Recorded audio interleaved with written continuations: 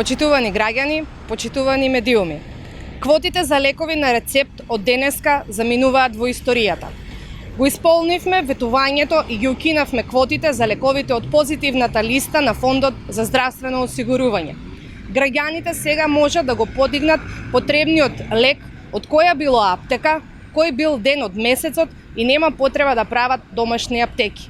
Со укинувањето на квотите за лекови на рецепт го решивме деценискиот проблем со недостиг на лекови, турканиците кај матичните лекари и во аптеките на почетокот на секој месец.